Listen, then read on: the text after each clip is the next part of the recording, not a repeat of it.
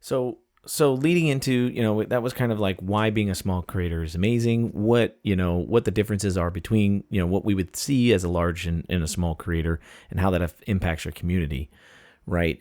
And I want to touch on, I didn't ask you in advance if I was allowed to talk about this, Nathan, but um, Nathan wrote I'm going to call it a white Oh paper. yeah, you talking about the yeah. Okay, so I Nathan. haven't figured out what I'm gonna do with it yet, but yeah, Okay, so absolutely fine. so Nathan recently wrote a white paper, and it was titled "Growing as a Small Creator on Twitch," and it's about, what was it, about 5 pages long. It's a About lengthy. 6. Is it 6? Okay, it's a lengthy Yeah. document. I really enjoyed reading it. It's very informative. I So really, I really, I really think he needs to do something with it. Whatever it may be, I think he needs to do something with it. But so there's a plan out yeah. there, and I know, Hopper, Well, we've had the discussion in the past. We've had this discussion in the past, like, what do we need to grow? What do we need to do as small creators? Like, what if you're coming in today? If you're coming in today, what is your growth plan, right? So we've had that discussion in the past. I would say even in the past 3 months, my perception on growth has continued to change, or my perception on how to grow has continued to change a lot. Every month it continues to shift a little bit to some different ideas than what I thought it was before. But I want to let Nathan kind of open up on his thoughts on, and obviously we don't need the whole 6 pages, but like just a we got introduction. time. I got lots of time. We can go till midnight. um Quick like side note about what you said though. Like if your views on growing aren't changing, the more time you're spending on Twitch and as a content creator, you're not doing it right. It's always going to be an ever adapting formula, and you always have to be learning something new about it every time you go live. well, yeah, there you go. Okay, so Let me. let's let Nathan start. So growing as a small creator on Twitch, like, what would be, if you were to be speaking to somebody who, okay, so we just talked about how you can get affiliate in 7 days. Typically, we'll say, if Most people if don't. if somebody does it the right way, you know, on average, we'd say a month, maybe two, to get affiliate. Yeah, Maybe. 1 to 2 is probably not that unusual. Okay, so we'll say they've been streaming for a month. They've kind of got the feel of it, and they kind of got an idea. What would be your game plan, or if you were to give them a 10-minute thing, like, what would you say? Like, how would you give them or support them with a game plan to kind of grow as a new streamer? Well, so And that might be without loaded. going to all 6 pages version of Yeah. it, I think I mean the bullets I put at the top, I think, are the big. They're intended to be kind of the questions that you should ask yourself, and then obviously the rest of the document kind of digs into the depths of each. So I would just hit the bullet points to start with, which is like, where do you expect to get your viewers from? Um, the really short version of what I put in the document is, I think a lot of people expect their viewers to just show up. They just hope. They click go live, and they start playing a video game, and they hope that people show up, and that's the entire story. And sometimes that can work. Um, to some extent that worked for me, because I was streaming a very small game in a very small category, with a very, very passionate fan base. And so that is where some of my viewers simply do come from. But if you're streaming Call of Duty, if you're streaming Valorant, if you're streaming Fortnite, that's much less likely to happen. And so people really need to think through, just from the pure concept of growth, is how do you think people are going to find you? Where do you think they're going to come from? Because that's kind of the root of a lot of the rest of it. But like, if you're not doing anything at all on Twitch other than clicking go live, playing your game for a few hours, and then signing out, you're not going to help yourself much. And I've seen streams where, and I mean, some people are able to do that, and I'm not taking that away from them. It is entirely possible for some, but there are people that see the Ninja and Shroud and Doc, and they go, "Oh, I could do that. I can play video games live," and they try it, and nothing happens, and then they quit. And it's because they don't realize that there's more to building a community than just simply sitting there in a chair for a few hours and playing a video game. And so that a lot of it, again, just kind of feeds off of that original idea of like, where do you think people are going to come from and how are they going to find you? The rest of it, like the entire rest of it kind of is based around that. And as you know, and then the last part of it is just about the content itself. Um, I don't know how far into this you want me to go, but like, um, there's a number of streams that I have gone in and watched, because of what category they're in, or because I saw them in another channel, and just went and checked out their VODs or whatever. And there's some where the person sitting in front of the camera, hopefully they have a camera, but the person sitting in front of the camera is funny, is interactive, is like all the things that they should be, but they completely miss the technical side of having what people expect out of a stream. Um, they don't have any alerts. They have no info panels at all. They have, they're missing something that is not always anything terribly difficult, but just something that is simply expected. Like a viewer going into a channel expects to see certain things, and if you don't have those, it's going to hurt you. So it doesn't matter how good your content is sometimes. If you're missing the bits and pieces that are considered standard, it's going to bite you. And then there's the other side of it where this is a little bit of a personal thing for me. As a viewer, I want you to have a camera. Not everybody feels that way. I feel strongly about that. I want a stream that I am watching to have a camera because I can see your reactions. I can see your smile. I can see your pissed off face when the game doesn't go well. In one of the streams that I was in last week, we got to watch the streamer cry, in a good way, because they got a 600 something % hype train in the middle of their stream. Damn. Like that to me is a very, very critical part of the stream. If you're like super skill player and the best part of your stream is just simply the the gameplay, okay, maybe you can get away with that one. But like having those things are really critical, and some people don't think through that, and they don't think about what does it mean to be a viewer. I think a lot of streams, a lot of streamers, a lot of channels don't take the time to be a good viewer at all, or first, even potentially better. But if you go and engage and spend a lot of time on Twitch, you'll find out what you like, and you'll prevent yourself from doing things on your stream that you don't like. Not everybody is comfortable doing self VOD reviews. Some people really don't like the sound of their own voice, so they're not going to go watch their own VODs. And if that is a problem for you, I guess that's a hard thing to do. But you should go watch other streams and get an idea for what works for you. Do you like it? Like you and I were talking about this like a week ago, Qual. I'm not a fan of being called chat. It's kind of a Twitchism, and a lot of people I think don't mind it. I don't like it. It's not something I'm personally a big fan of. So when I'm engaging with my viewers in my chat, I don't call them chat, and that's just a personal thing. But I wouldn't know that if I hadn't spent more time on Twitch as a viewer than live. I would never have been on the receiving side of being called chat, multiple times in a stream, and then gone, I don't really like that.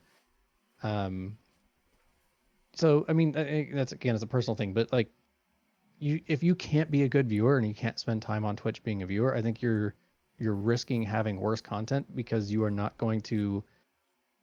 not going to know what you even like yourself, let alone get an idea for what streams are like with different styles or content or features or whatever. So yeah, I'm going to say that's kind of most of the nutshell. All right. And to go on I do agree with you. It's very much important to be a viewer yourself.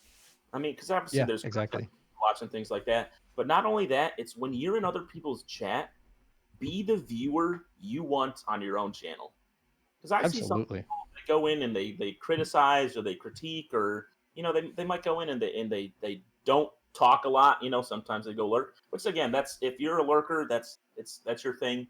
There's nothing against you guys. It's some people just like to watch, and that's okay. But otherwise, it's go in, interact, chat, say hello, get to know everybody, because that's the kind of viewer you want in your community. So try to be that same when you're on Twitch as well, because we're all a big community here at the end of the day. As a viewer, as a streamer, whatever it may be, we all have to be in it together. So So yeah, I'll tap on that a little bit, Hopper, to say that I agree. If I'm gonna go in as a viewer, I'm unless it's somebody I'm familiar with, right? I'm not gonna go and lurk and be inactive. Like I'm gonna chat, I'm gonna be active, even if I've only got 15 minutes. I'm like, hey, I've got a 15-minute break. I'm just coming and browsing channels. How you doing? Blah blah blah. Right. And I'm gonna try to get to know the individual. I'm gonna try to be that chatter. Right. Like just like you're saying, I'm trying to be that chatter. Because we've all been there. Those days we've talked about this in the past, right?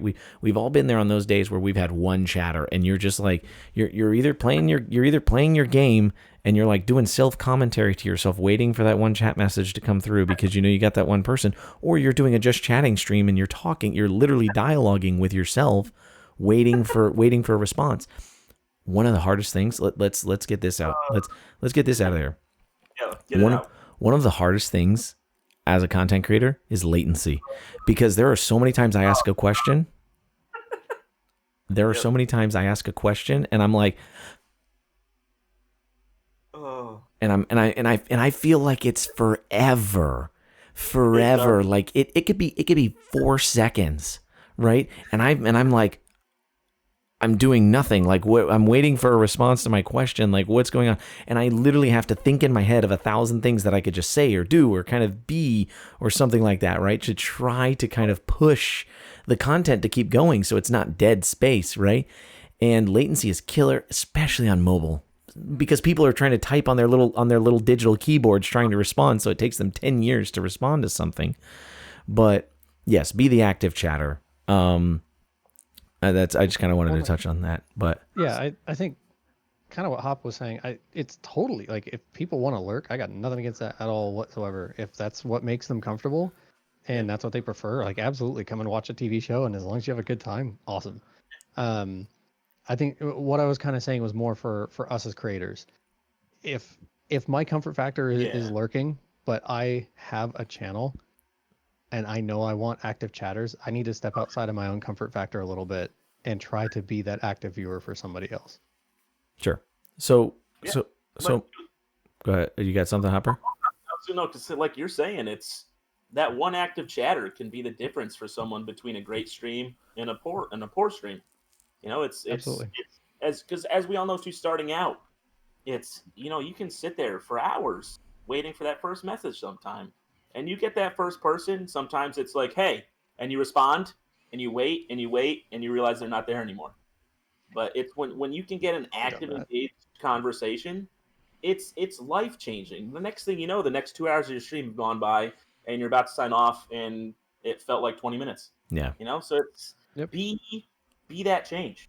Yeah, my VOD for that first like truly engaged viewer randomly is probably still floating out. Well, what does it cut off? 60 days? It might be gone.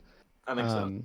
But yeah, I remember I remember that stream. I couldn't tell you the guy's username, but I remember that stream because I had been playing I think Call of Duty for like an hour or two, and some random guy stops by and was just like, "Hey, how's it going?" And we talked for another like 2 or 3 hours. He was engaged the whole time. He was the only person that showed up, and it made the stream for me. Otherwise, I would have been mostly bored as far as the stream goes. It makes a huge difference. Yeah. So to lead back into like growing as a small creator, right? Going back to that kind of idea, I want to say that one thing that a lot of big, and you guys may disagree with me on this, a lot of big gurus or self-help individuals or the doctors or not Dr. D, but the stream doctors these other individuals that are kind of coaching, stream coaches are saying nowadays is stream something you love. Like stream something you love, and your audience will notice that, right? Like your audience will notice that you love what you're playing, so then you'll grow because your audience will enjoy your content. And I have, if your vision or if your concept is growth, like if you want to grow, I like the way you say that. I am against that idea now. I'm very against that idea now. And there's an aspect to be added to it. Yeah, I mean, meaning that you need to, if your idea is you want to grow, you need to have the idea to approach this like it's a business, right? This is not playtime. You don't just get to do what you think is fun. You need to do the strategic thing, which could potentially be, like play a lesser game that you may not enjoy as much, but you need to fake it until you make it there, and then you get to move on to something else, right? It's like being an actor, right? We're actors, we're live, we're entertainers, we're doing things. They take a lot of bad roles that they may not like because they want to get better roles in the future. And I think there needs to be some level, and I'm not saying go play, like Sully Gnome has if you play this game, you'll have the biggest opportunity for finding new followers or whatever. I'm not saying pick the biggest percentage, but like we talked about before, if you really love playing Monster Hunter, don't go play Monster Hunter right now. Play Dauntless, right? It's a smaller game, it's a smaller community. If you really love COD, don't go play COD. Go play Realm Royale, or go play a much smaller, as a starting creator, right? As a starting creator. Again, that's what we're talking about here right now. Like, as somebody who's trying to grow out of that small streamer category, play a smaller game that may fit the same genre, but don't push for that big title just because you love playing that big title. Because, again, you're going to be fighting. You're the small fish in the ocean, right? Instead of being a small fish in a small pond, you are a small fish in an ocean. The chances of catching anybody is very, very limited.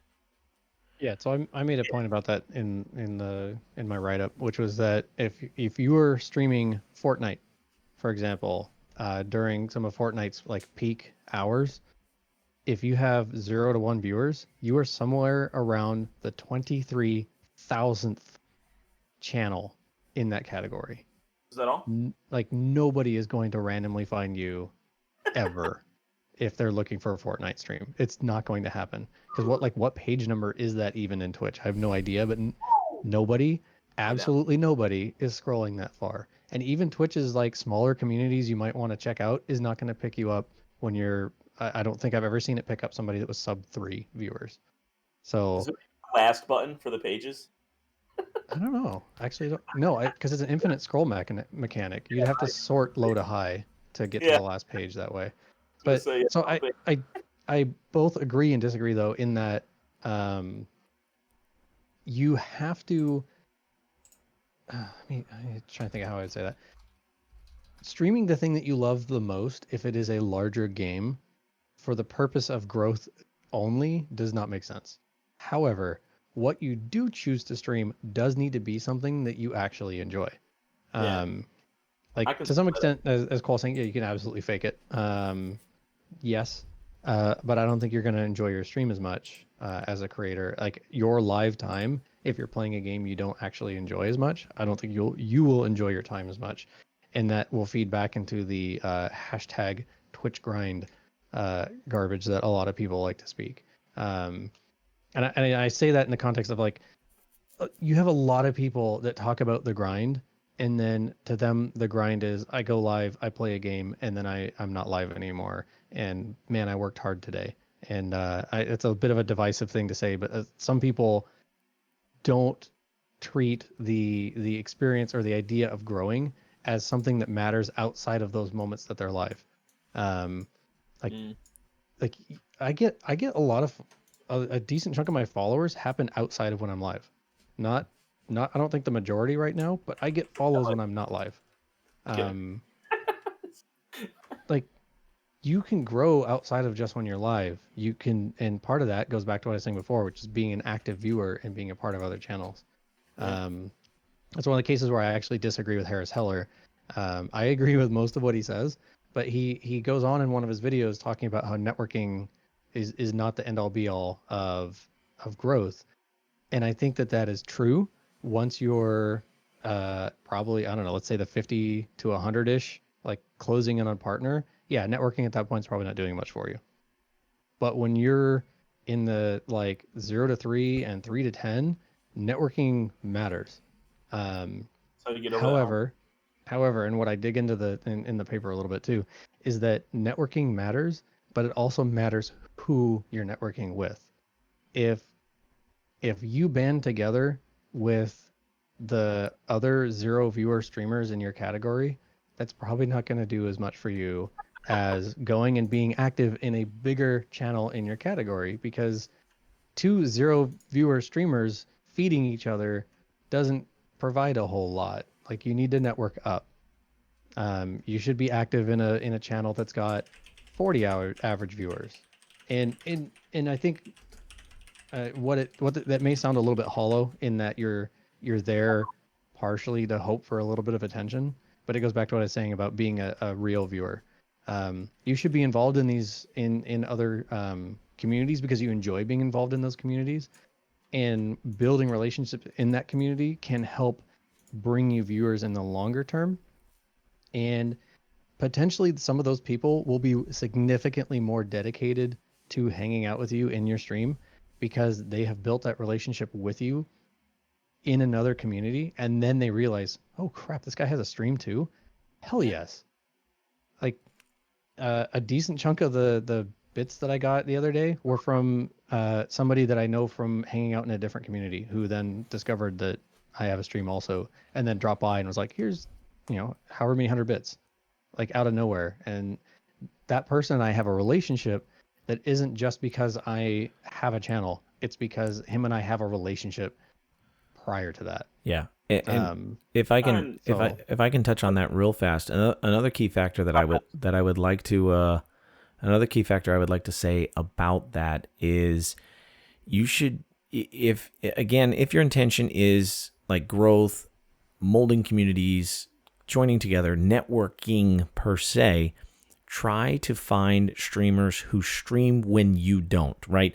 Don't find some don't go into a streamer, right? Don't go into a stream that the guy streams 6 days a week, even if he's a great content creator, right? I shouldn't say it like this. I'm just saying, but like, you're not going to engage his community as much to come and watch you when he's not live, because he's only not live 1 day a week, right? So if your schedules, what I'm trying to say is, if your schedules are too overlapping, you're not you are networking, you're making friends, you're doing things at that point. But at that point, me and Hopper talked about it last week. You're almost headhunting, right? You're almost headhunting at that point and talking about like stealing you're doing viewers. something more competitive at Right, that right, point. right. You're almost trying to steal viewers if that's your intention there, right? Like, and it never turns out to be the intention, but it kind of happens. Who do I go watch? Whatever. I like both people. Blah blah blah. Whatever. Right. So it becomes an interesting thing when you try. So like, personally, me and Hopper have almost identical schedules. Right. It's kind of uncanny. So like, our communities kind of bounce back and forth, and they're more dedicated to him, which is totally fine. I totally get that, right?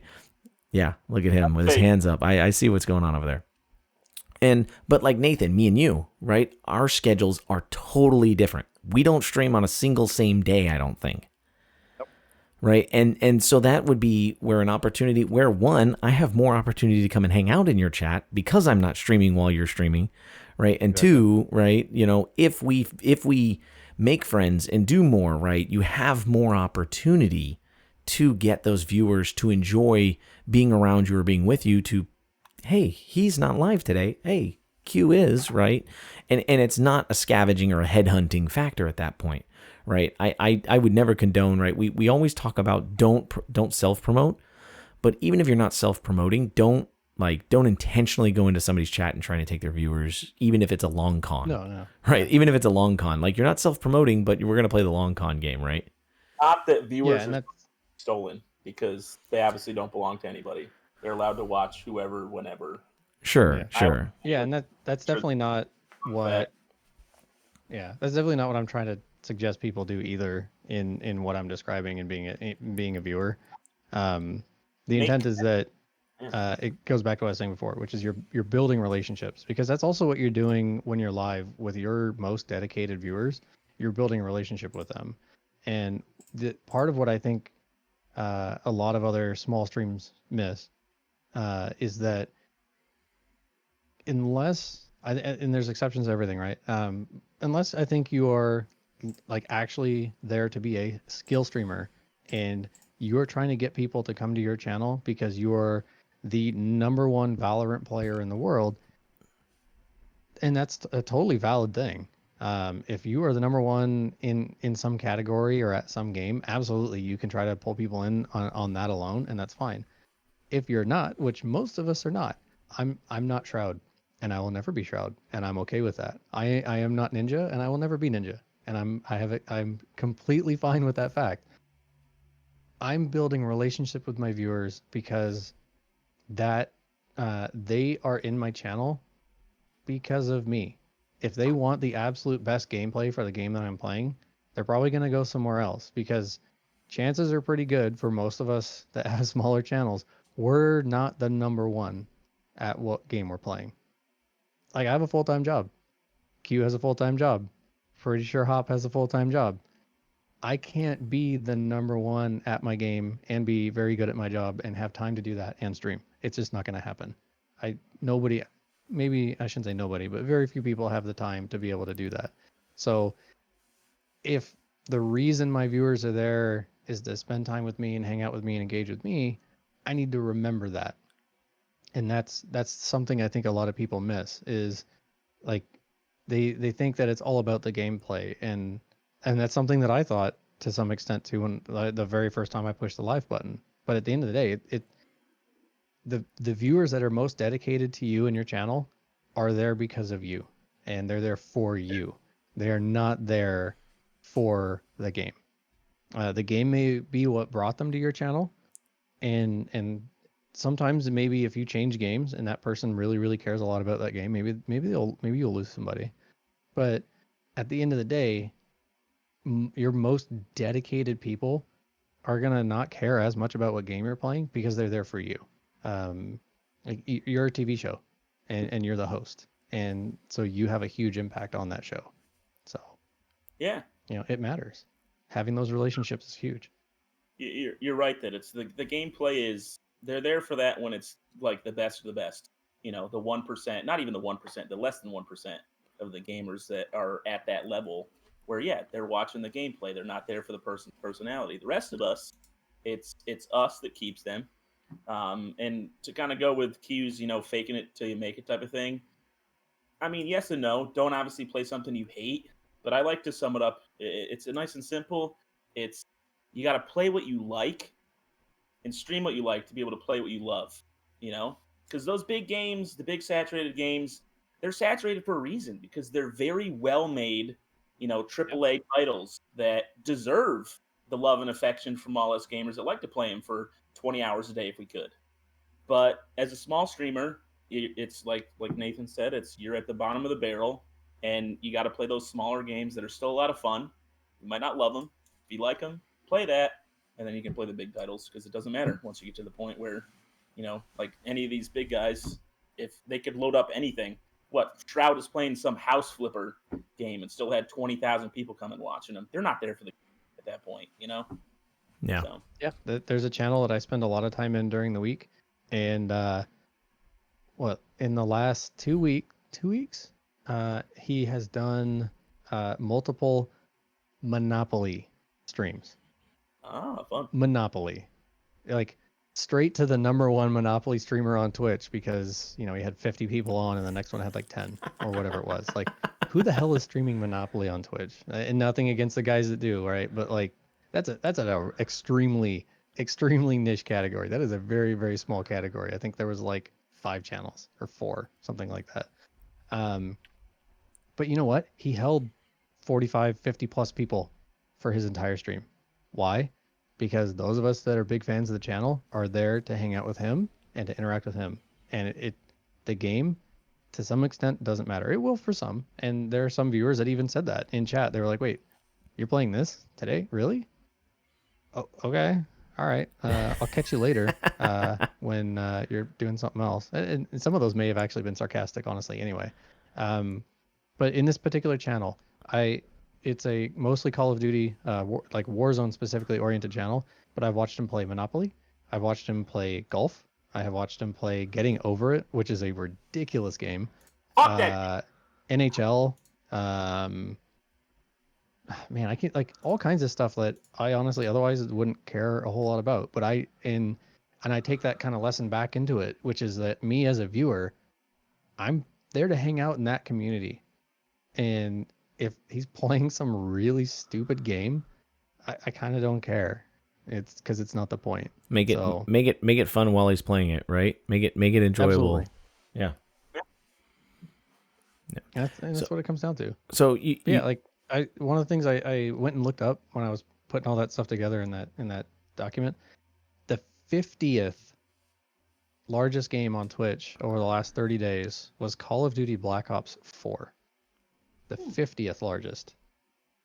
And it still, at peak, had 424 live channels. So when, yeah, like, so when you're Call of Duty Black Ops 4 streamer and you've got 2 viewers, you're still way down the bottom of that list. And that's the 50th largest game. That's not Fortnite. That's not Call of Duty. That's not Valorant or what, whatever else is hot today. That's the 50th biggest game. And you're still fighting to get anywhere near that first page. So yeah, I don't know. It's definitely your content selection when you're first starting is definitely massive. yeah.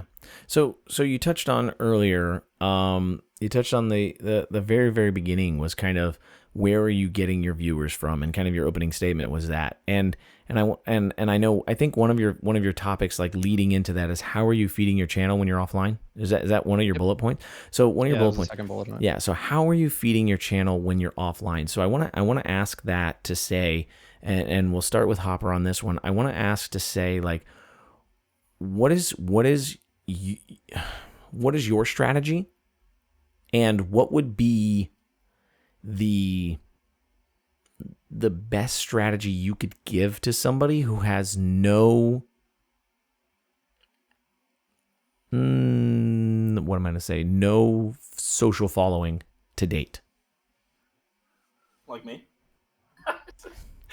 No, I mean honestly, that's probably the thing I struggle with still in my content creator career. Here, I'm not good. That's one of the things that I keep trying to focus on is the networking when I'm not live.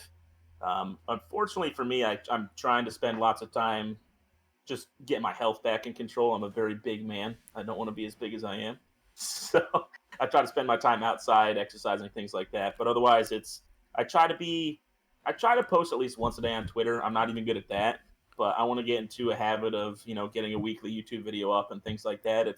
And honestly, the simple advice I'd give to anybody is, especially because of how Twitch is, its biggest thing is not its discoverability. If anything, that's Twitch's weakest point. So if you want to grow as a streamer, you can't just stream and expect to grow. You got to take advantage of every social platform you can. Any way you can reach other people and tell them about what you're doing is going to help you out. Yeah, and even if you don't have a ton of followers, like as I got more engaged and more consistent and wanting to push my stream more, like my Instagram and my Twitter and all that garbage, they all link back to Twitch now. Like the little like what's your homepage URL you can put on everything these days, they all point at Twitch. And so like one of the things that I 100% need to do more, and I talk about it in there, and then there's still parts that I still myself need to get better at, is driving on those other platforms. But like YouTube is, as you just mentioned, like YouTube is a huge one because it is non-live content, and it is discoverable, and their discoverability is better than Twitch's, to be totally honest. And it is a way for people to find out about who you are, get a little piece of you, and then you can talk about, oh, by the way, do you like, two-way interactive content? Well, guess what? I'm on Twitch, however many days a week, or however you want to describe it. Twitter is the same way to some extent. Search on Twitter is huge. The way it kind of exposes things, your feed gets filled with things that people like or respond to instead of just people you follow. So being more active on there, which is something I also need to do more of, can help, especially if you have a lot of people that you follow and that you interact with that are also on Twitch and are also engaged, that feeds each other. Like Jenny and Q and I have had a couple of threads recently where we're all interacting with one another, and just that having a thread where we're interacting increases the chances that that thread shows up in front of somebody else that follows either any one of us, and that helps that discoverability. And if they're like, oh, who is Jenny 1984? I don't know who this is, and they click, oh, there's a Twitch link here, and maybe you get an offline view and that's all it is. Maybe they are like, oh, okay, well, I like this person, I want to check them out more, and then they give you that follow or whatever. Like stuff like that helps feed it. And don't get me wrong, I 100% need to be better at it. I've started working on collecting video and stuff to start doing more on YouTube, and it's a pain. It's a lot. It takes a lot of time. Need a Um, but like where I tried to drive to in the document also though is that it goes beyond just do you post on Instagram every time you go live. And actually I could probably flesh that out a little bit more. Honestly, I think that's one of the things that I think some channels do too much of. If all you ever post on Instagram and all you ever post on Twitter and all you ever post on whatever platform is I'm live now and then nothing else, I don't think as many people, you're not going to get the same engagement and follow and response out of that on those platforms. But again, the content in addition to that is something I'm also working on. It's not easy. It's not easy by any stretch of the imagination.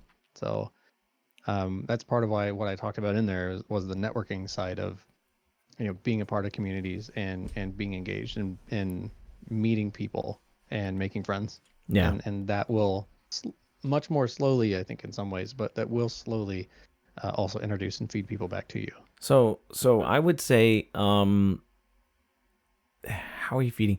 So I'm big on YouTube personally. I think YouTube has the best discoverability, but you have to have something in YouTube that makes you have to have it's interesting because you have to have something in YouTube that makes you discoverable or makes you unique compared to what other people are doing. And then you also have to have something that is tied in enough with what you do on YouTube that makes somebody come to your Twitch stream, right? If your content is home improvement, right, and your Twitch stream is you playing games, typically the people who are going to go watch your home improvement videos are not going to come watch your Twitch stream, right? Obviously, if you had a home improvement stream, that would be even better, right? Like that would be cool, right? But I'm just trying to, I'm trying to allude to that, like you have to find ways to tie in whatever your YouTube content is, but you also have to make it's so hard because you have to make it specific enough that you're going to get discovered, but then you have to make it tied in enough to your content that people will come to your stream, right? It's kind of a double-edged thing because you don't want to make it so specific, like I just said. You don't want to make it so specific that people don't want to come to your stream. For me, act. Yeah, it's a very strong balancing act. Personally, that's why I love microphones because there's such a big thing for content creators, right? Personally, that's one of the reasons I love microphones. So, and streamer tech gear, etc., all that kind of stuff. And microphones feed into way more than just Twitch, obviously. Sure. Like, yeah. That what you're creating there and what you post on YouTube is useful for people like well outside of just live streaming. There's going to be people that find it useful for broadcast in some cases, or making their first check tape and trying to figure out what mic they should use to do that. And it's more than that, which I think is fantastic, actually. So it's great that you have something that ties into more than just trying to feed Twitch exclusively and being about Twitch. Right. Like it is useful and interesting. Right. So for me personally, and both of you guys mentioned Twitter. To me personally, I think Instagram has fallen flat. Personally, I have zero impressions. I have zero growth. I have zero anything coming out of Instagram anymore. I think me and Hopper talked about it last week. It's a platform that has no desire for people to click off of it. You scroll. It's constantly feeding you new content, right? So you don't make a point of that, right? Because you can't link in posts. Exactly. You have to go to people's bios to do that. Like Instagram intentionally makes it to where you can't leave the application. So I think Instagram to me is kind of a dead blah, right? Yeah, the stories you can post links in. weird. Yeah. But the stories only go to people who already follow you, right? So it's already canned. Like it's not canned, but it's just a way to attach to people that already follow you, right? But Discoverability on it isn't great either. anymore, It's similar to Twitch's it in used to that it most of used what it feeds you is big. yeah, it big used to be a content. lot better, but it's really died down. I don't know what they changed, but so but I wanted to, It's Facebook. It's about making money. I want to go back to, like, you guys both mentioned Twitter though, and I personally I don't believe anymore. I don't believe that Twitter's the right place to go for somebody new, or maybe it's once you reach a certain level on Twitter, you don't see as much discover how am I trying to word this? Because I want to say it like this. Like, I have 470 followers on Twitter, right? Which, it's not a huge number, right? But it's more than what I had before I started Twitch. I mean, I've seen substantial amount of growth on Twitter, but today when I go to my timeline, I only see, because of the way I've engaged Twitter and because of the way the algorithm works, I only see other streamers. Right? My entire timeline is filled with other streamers. So if I'm commenting on posts, I have an opportunity. If I'm commenting on another streamer's post, I may have an opportunity to grab one of their viewers, right? Somebody that follows them that sees it. But 99% of the time, for me, Twitter today is only for people that are already following me on Twitch that want to see me offline, right? It's not a growth platform. It's an extension platform, right? It's a way to kind of connect with me when I'm not online. Like you talked earlier about Jenny and you and us being in these Twitter chats and things like that, and these running socials. Again, both of you are already here. You know, you're on the podcast, Jenny's in chat, right? Or different things like that, right? Those are individuals. And don't get me wrong, I love Twitter. I think it's an amazing platform. But as far as, like, if you just post a tweet, you're not going to get follows from it, right? Like, it's not a platform Pretty that unlikely.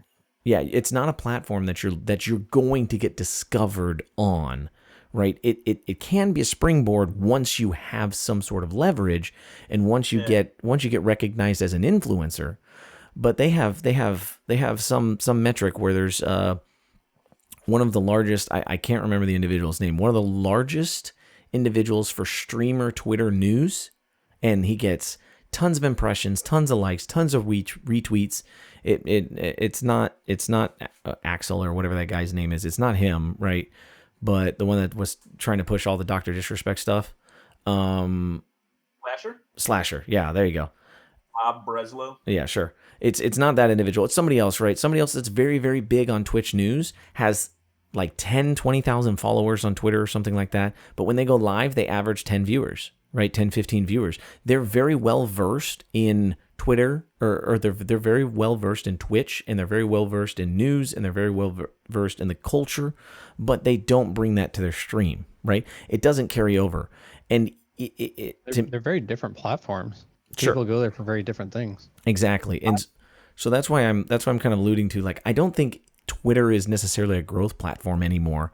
I think the best way, and I think, Nathan, you hit it right on the head, is being a viewer and being active. Like, that is the number one method for growth, in my opinion.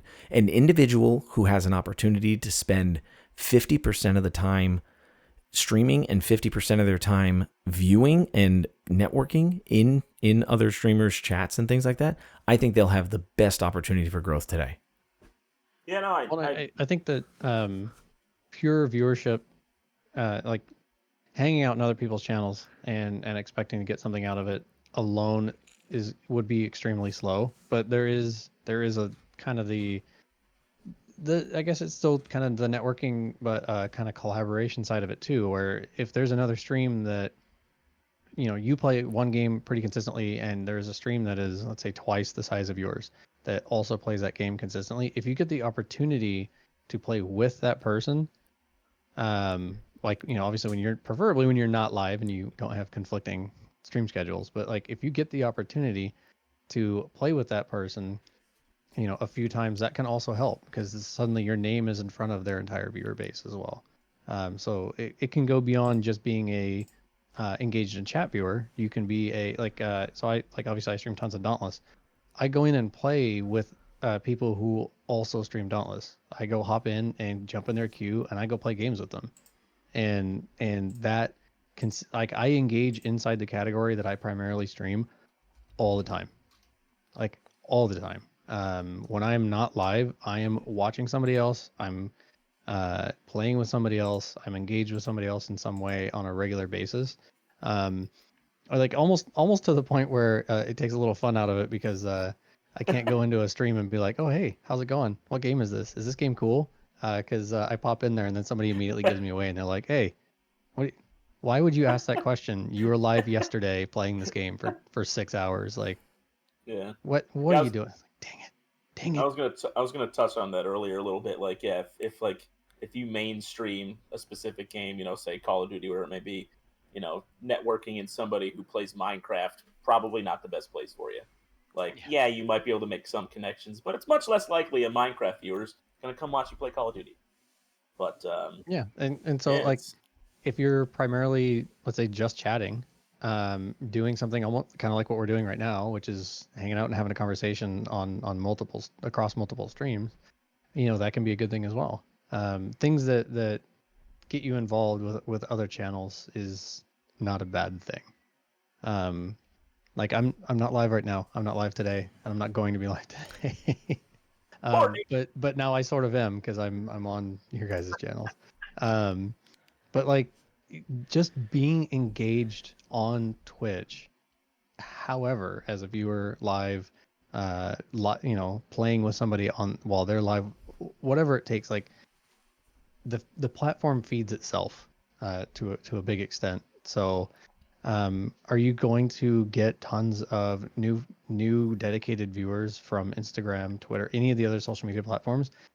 YouTube, I think, would be your better chance, but the other ones, no, not likely, because if that person really has strong interest in Twitch and is already an engaged Twitch viewer, they might see your tweet and they may follow you, but they like me, I already have a pretty consistent schedule of a lot of the streams I watch throughout the week because I know people's schedules and I know who I'm going to watch on any given day at any time slot for the most part. There's a lot of channels that are consistent that I'm consistently in. Um, if I find a new streamer on Twitter, it I might go watch part of their VOD and like, oh, this is kind of neat, and I'll follow them. And I like I'm saying I'm kind of also part of that, not problem, but I'm part of that same feed in that they now got to follow. But whether or not I catch them live, who knows? Because I don't know this person well yet. I don't know their stream schedule. I haven't even seen them live yet. And if it Yeah. turns out that their schedule doesn't fit with when I'm awake or whatever else, they don't get a viewer out of it. They gotta follow, which is a little something, but I think it's Qual. I think is exactly right. Like having those platforms feeding back into Twitch can help a little bit, but I don't think it's as significant as some might suggest. It was Now, my opinion, at least. now The I only think. Go ahead, Hopper. was gonna say the only correlation I ever see, because I'm always interested when I see Twitter posts trend or people with big followings on any of those platforms, is I like to check when they have a Twitch as well. I'll check their link. The only correlation I ever find when it's the big ones, the ones with like 100K plus on Twitch, they have that kind of following on Twitter, on Instagram, whatever it may be. But I've seen people with 10,000 Instagram followers and they stream to two people. I've seen people with a post on Twitter trend to 100,000 people and their Twitter followers is 500. So like there's just no connection. Like yeah, you think it's going to be some match that ignites a fire that turns into wildfire forest, awesome, everything's burning now, but it doesn't work that way. Right. Yeah. I think I think not every platform is for everybody. yeah. Well, I think Hopper touched on a unique thing there. I think Twitch viewers are more likely to follow you on other existing platforms than other platforms are willing to come and follow you on Twitch. I would agree with that. Yeah, I think that's absolutely true. I most, I wouldn't say most, but a good chunk of the streamers that I follow on any of these other platforms are people that I already watch on Twitch. Yeah. So you take the opportunity to follow them somewhere else because you found them through Twitch, right? So again, it's all, even though, and this gets back into that thing. If I don't think I've been a consistent viewer in a single channel I found outside of the platform itself. yeah. So and that gets back into the thing. If Twitch could fix discoverability, the whole world would change. I think all these, it would just be crazy. But again, I mean, like, we could have a whole nother discussion on what is our definition of what discoverability should be, right? Because as smaller content creators, of course, we want our discoverability to go up, but that's pushing everybody else's down at that point, right? So like, what's the fair metric in that? But there's a whole other world It's a in that. difficult balance. Like, do you try to push small creators to the loss of your partners? That seems insane. Do you try to push your mid-sized streamers really, really hard to the detriment of anybody starting out? That seems kind of detrimental to the, like, you may have Dr. Disrespect 2.0 hanging out with 0 viewers who, if your algorithm sucks and he never gets discovered, then you never get Champions Club, 2.0 or whatever on earth it would be called. Um, so yeah, as much as I think discoverability on Twitch is kind of terrible, and I will continue saying that, um, that's a hard problem for them to solve too, because Qual, you're exactly right. If someone benefits in the discoverability standpoint, somebody else is losing. Right. Just 100%. Yep. So yeah, it's a very difficult problem to solve, and the right answer, who knows? I'm not the right person to figure that out for sure. The right answer is they all come to watch the Game Hopper. Oh, okay. Mm-hmm. Well, there's also that. So Only if they want to, obviously. yeah. So we're tailing in the end here. We've actually gone way over our typical minutes here, which is great. I actually think this has been one of the, like, I love these Nathan. Thank you very much for being here, and I mean, definitely look forward to inviting you back in the future. Do we have any closing ideas or questions from you, Hopper? I mean, at the end of the day, it's growth is going to be your growth. Don't compare yourself to other people. You set yourself up for disappointment. Do the stuff you enjoy. Listen to all the advice you can. Take the pieces of it you like, and just keep plugging away. That's all I gotta say. Best of luck to you. Nathan?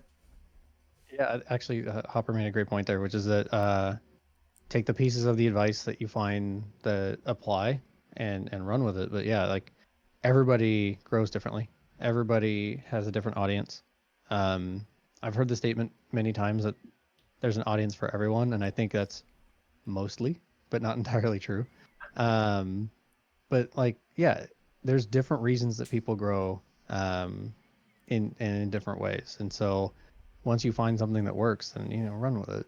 And not the same recipe is going to work for everyone, because the audience is going to be different, the viewers are going to be different, what people are looking for is going to be different. So like, if Q and I, if we had the exact same stream schedule, like, I still don't think that, like, for either of us it would really be an issue, because we're not competing for the same people. The viewers that are generally going to be coming to one channel or the other are there for one reason or the other. And I think that's one of the things that people sometimes get maybe a little bit wrong with Twitch, is that it's not necessarily competitive to some extent, because different viewers want different things. There's millions and millions and millions of viewers, and they don't all want the same thing. So just because, like, as we're all here live on 2 channels at once, and we all have streams, and we all have viewers, and we all want more viewers, what the Game Hopper streams and what Qualizar streams and what I stream are different. We're actually 3 vastly different streams. Yeah. And so we're not competing for the same people, because we're going for different people. So that also means we're going to grow in different ways, and we're going to attract people in different ways. So yeah, at the end of the day, you can watch all the YouTube content and read all the articles you want on how to grow, and it's not going to 100% apply. Okay. Yeah, I'm totally in agreement there, guys. I want to say, Nathan hit my little comment. Everyone has an audience. It just takes them. It may take them a little longer to find you, right? And that is totally true. It's amazing how I have seen some creators take so long and grind so hard and not see any growth, and then out of nowhere just explode, and they finally get their just desserts and they finally do well. All I have to say is, in my final kind of thing here today is to say, if you want streaming to be fun, don't forget to keep making it fun. If you want to make it a business, make smart decisions, think strategically. If you got to go the route, make a business plan, come up with strategic goals for the year, etc. Right? If you got to go through that path, do that. Right? But don't forget, like, if you're here to have fun, please keep having fun. Don't let it get to you. If you're here to have fun and you need to take a break, take a break. Like, don't think you're overly committed. Your community will understand if that's what they've come to see you do and see you for. Right? As long as they're aware of that and they know what's going on, don't be scared to do stuff like that. Other than that, I'll steal a slight final point a little bit. Something you just touched on, I think, is actually really good, and I think some people mess it up. You should be having fun. If you're streaming and you're not having fun, maybe you should end stream and take a break and come back to it. Because if you're not having fun and a viewer can tell you're not having fun, they're not going to have fun either. Most likely, you might have a troll that's really loving it, but you should be having fun with what you're doing. So yeah, like at the end of the day, everybody's different, right? But you should be enjoying being live. Yep.